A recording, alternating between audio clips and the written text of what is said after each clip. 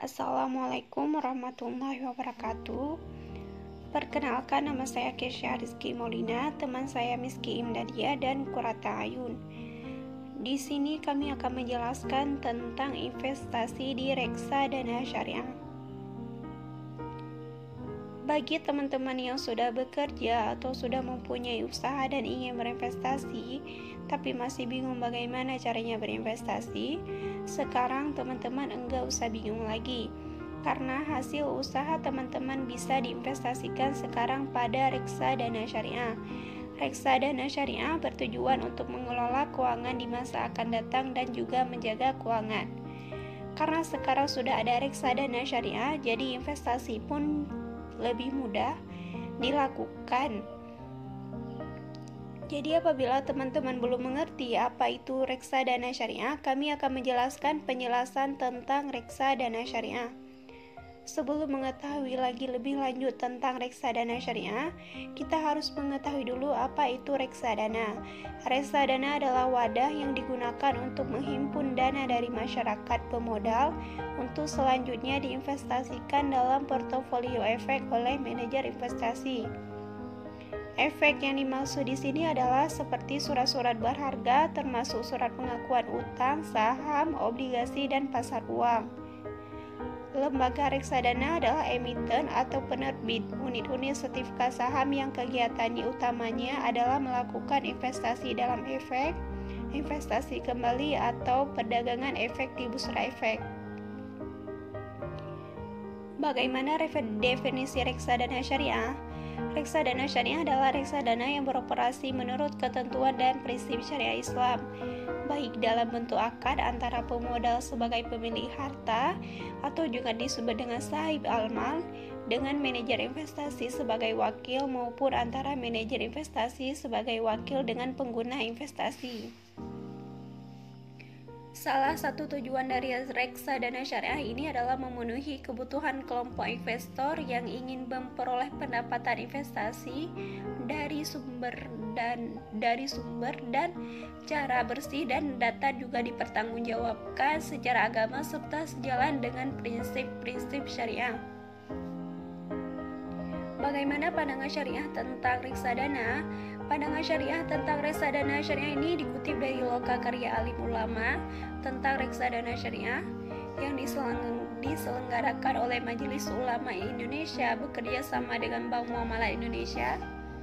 Pada prinsipnya itu seperti sesuatu dalam muamalat adalah dibolehkan selama tidak bertentangan dengan syariah, mengikuti kaidah fikih yang dipegang oleh mazhab Hambali dan para fuqaha lainnya, yaitu prinsip dasar dalam transaksi dan syarat-syarat yang berkenaan dengannya ialah boleh diadakan selama tidak dilarang oleh syariah dan bertentangan dengan nas syariah.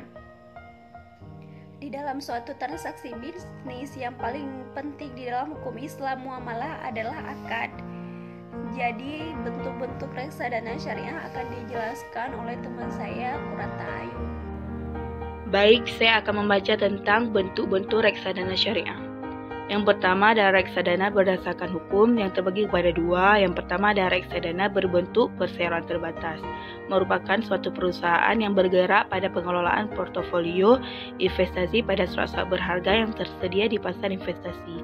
Dan yang kedua adalah reksadana berbentuk kontrak investasi kolektif, merupakan kontrak yang dibuat antara manajer investasi dan bank kustodian yang juga mengikat pemegang unit penyertaan sebagai investor. Yang kedua ada reksadana berdasarkan sifat operasional dan terbagi kepada dua. Yang pertama ada reksadana terbuka. Reksadana terbuka menjual sahamnya melalui penawaran umum untuk seterusnya dicatatkan pada bursa efek. Investor tidak dapat menjual kembali saham yang dimilikinya kepada reksadana, melainkan kepada investor lain melalui pasar bursa di mana harga jual belinya ditentukan oleh mekanisme harga. Yang kedua ada reksadana tertutup. Reksadana tertutup menjual saham atau unit penyertaannya secara terus-menerus sepanjang ada investor yang membeli. Dan selanjutnya ada reksadana berdasarkan jenis investasi yang terbagi kepada tiga. Yang pertama ada reksadana pendapatan tetap.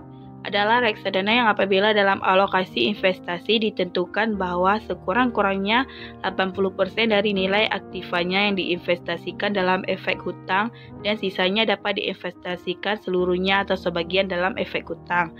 Yang kedua ada reksadana saham. Reksadana saham atau yang disebut juga reksadana jenis ekuitas adalah reksadana yang menginvestasikan sekurang-kurangnya 80% dari asetnya dalam efek ekuitas atau saham. Dan selanjutnya ada reksadana campuran. Reksadana campuran adalah reksadana yang mempunyai kebebasan menentukan alokasi aset sehingga dapat sewaktu-waktu mempunyai portofolio investasi dengan mayoritas saham dan di lain waktu merubah sehingga menjadi mayoritas obligasi. Selanjutnya ada kegiatan investasi reksadana syariah. Yang pertama, dalam melakukan kegiatan investasi reksadana syariah, dapat melakukan apa saja sepanjang tidak bertentangan dengan syariah. Di antara investasi tidak halal yang tidak boleh dilakukan adalah dalam bidang perjudian, pelacuran, pornografi, makanan dan minuman yang haram, lembaga keuangan ribawi, dan lain-lain yang ditentukan oleh Dewan Pengawas Syariah. Yang kedua, akad yang dilakukan oleh reksadana syariah dengan emiten dapat dilakukan melalui mudharabah atau musyarakah. Reksadana syariah yang dalam hal ini bertindak selaku mudharib dalam kaitannya dengan investor dapat melakukan akad mudharabah atau musyarakah. Yang ketiga ada jual beli. Reksadana syariah selaku mudharib juga dibolehkan melakukan jual beli saham. Ibnu Qudamah berkata, jika salah seorang dan orang berkongsi membeli bagian saham temannya dalam perkongsian, hukumnya boleh karena ia membeli hak milik orang lain. Yang keempat, mekanisme transaksi. Dalam melakukan transaksi reksadana syariah, tidak diperbolehkan melakukan tindakan spekulasi yang di dalamnya mengandung gharar seperti najisi, penawaran palsu, ihtikar, dan tindakan spekulasi lainnya. Dan selanjutnya akan dibacakan oleh rekan saya, Miski Imdadia. Selanjutnya, saya Miski Imdadia. Saya akan menjelaskan tentang keuntungan reksadana syariah. Keuntungan reksadana syariah terbagi menjadi 4, yaitu ada tingkat likuiditas yang baik. Yang dimaksud likuiditas di sini adalah kemampuan untuk mengelola uang masuk dan keluar dari reksadana. Dalam hal ini yang paling sesuai adalah reksadana untuk saham.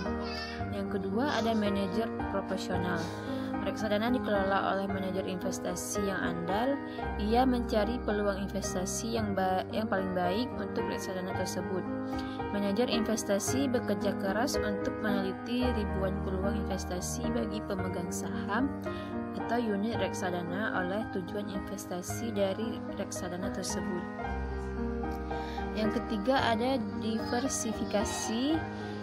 Diversifikasi adalah istilah investasi di mana tidak menempatkan seluruh dana di dalam satu peluang investasi dengan maksud membagi risiko. Manajer investasi memilih berbagai macam saham sehingga kinerja satu saham tidak akan mempengaruhi keseluruhan kinerja reksadana. Yang terakhir, yang keempat, ada biaya rendah. Karena reksadana merupakan kumpulan dana dari banyak investor, sehingga besarnya kemampuan melakukan investasi akan menghasilkan biaya transaksi yang murah.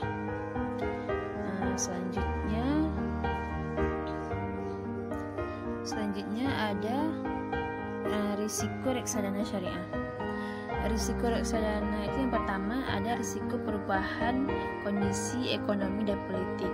Perubahan kondisi perekonomian dan politik di dalam maupun di luar negeri atau peraturan khususnya di bidang pasar uang dan pasar modal merupakan faktor yang dapat mempengaruhi kinerja perusahaan-perusahaan di Indonesia, termasuk perusahaan-perusahaan yang tercatat di Bursa Efek Indonesia yang secara tidak langsung akan mempengaruhi kinerja portofolio reksadana.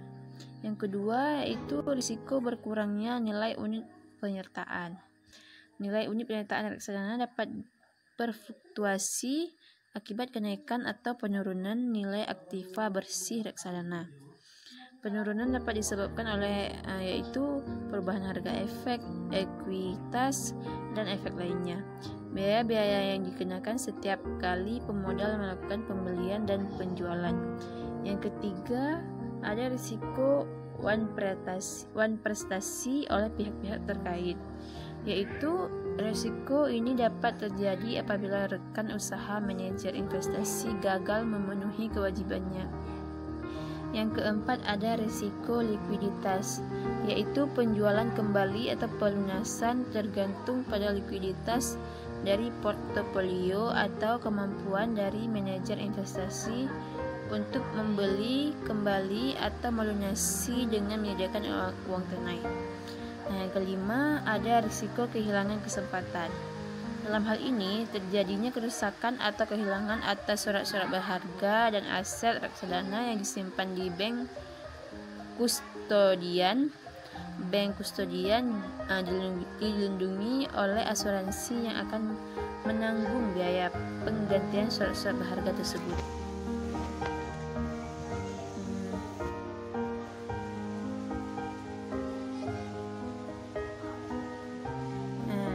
Kesimpulannya, yaitu reksadana syariah adalah reksadana yang beroperasi menurut ketentuan dan prinsip syariat Islam, baik dalam bentuk akad antara pemodal sebagai pemilik harta atau sahibul mal dengan manajer investasi sebagai wakil, maupun antara manajer investasi sebagai wakil dengan pengguna investasi.